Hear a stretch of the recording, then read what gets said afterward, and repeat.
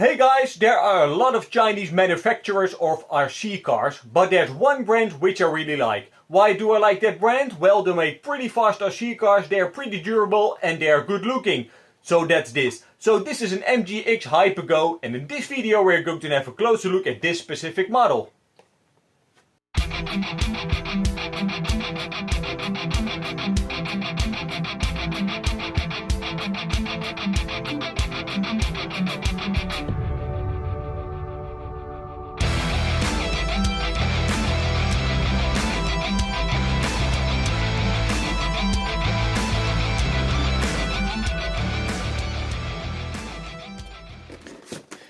So guys, today we have another Hyper Go to look at, and this time we are going to have a look at the 16210, and this thing really looked amazing on the pictures. So it came in a styrofoam box like this, and yeah, I'm not a big fan of it, but it is what it is. So let's start with unpacking the car.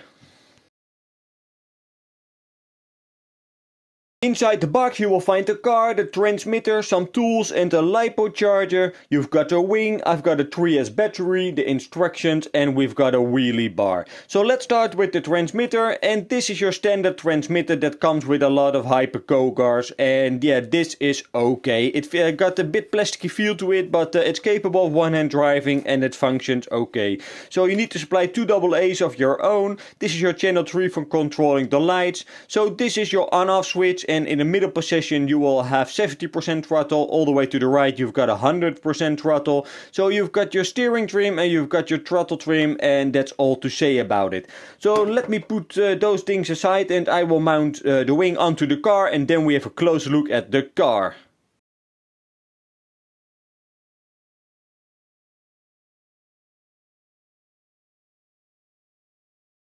Here is the car, and I think that it really looks amazing. This thing just screams go fast, and I really like the red striping on this model. And also look at the big wing. So the wing is made of a very flexible material, and I like that. So if you look at the front of the car, you've got a very nice big front bumper, and inside here there is an LED bar mounted, and I like that. So if you look at the arms over here, these has got the same flexible arms as the other Hyper Go cars, and therefore these cars are very tough. So this will normally flex and yeah, doesn't break easily, so therefore these cars are just amazing.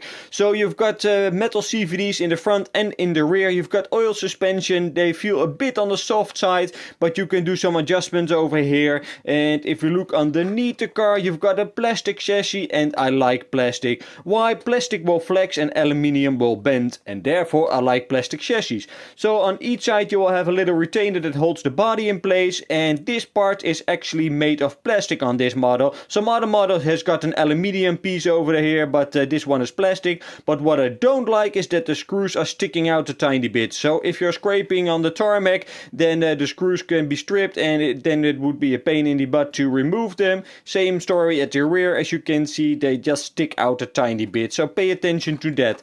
So if you look at the rear of the car, also a very nice bumper, the same CVDs as in the front, and also the very flexible arms, as you can see. So let me remove the body and show you what's under there. Before we look at the car, I just wanted to point out a little annoying thing. So if you look over here, the body is already scratched due to the body pins, and that's because the body pins holder, or the holders over here, are pointing inwards, as you can see. So your body pins will just dig inside your body. I thought that you should know that.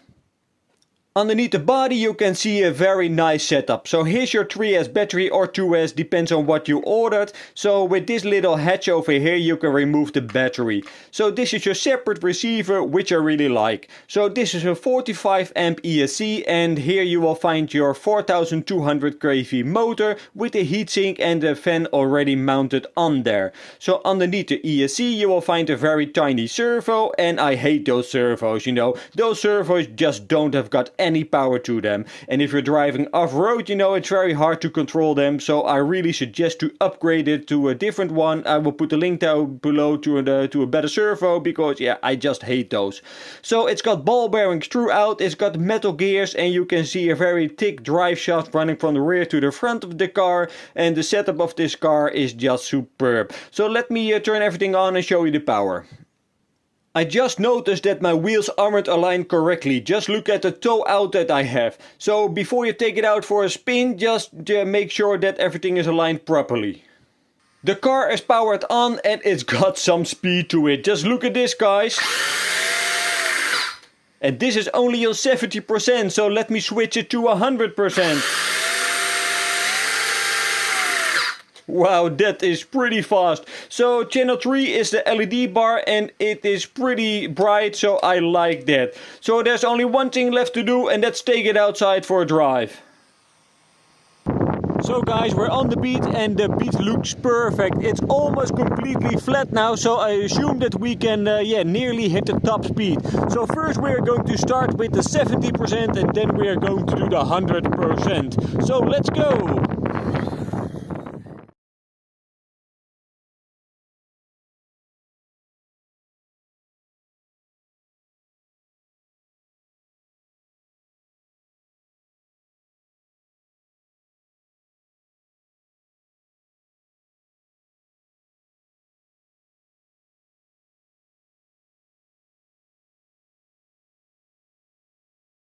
On 70% we hit the 74 k's an hour, so let's do 100%.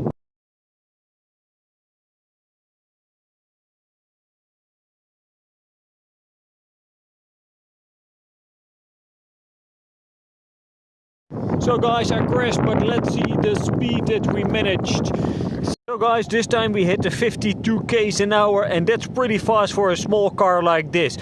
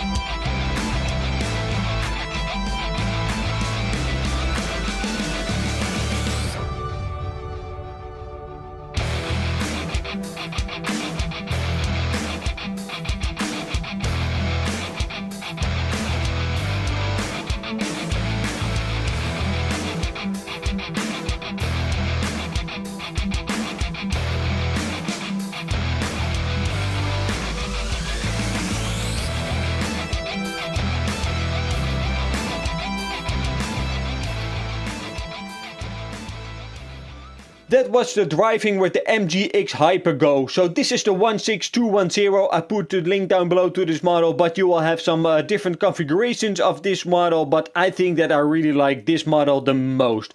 So do I love everything about this car? No. There are a couple of things what I hate. So for example, if you look at the body posts, they are angled inwards a tiny bit. So if you insert the body pin, you will just dig inside your body all the time, and you can see it on my model already. It's already got scratched up, so I don't like that. Another thing what I hate is the steering servo. So the steering servo, in my opinion, is just too weak. If you buy this car, I really suggest to upgrade the steering servo. I would put a link down below to a better one, because this is just terrible.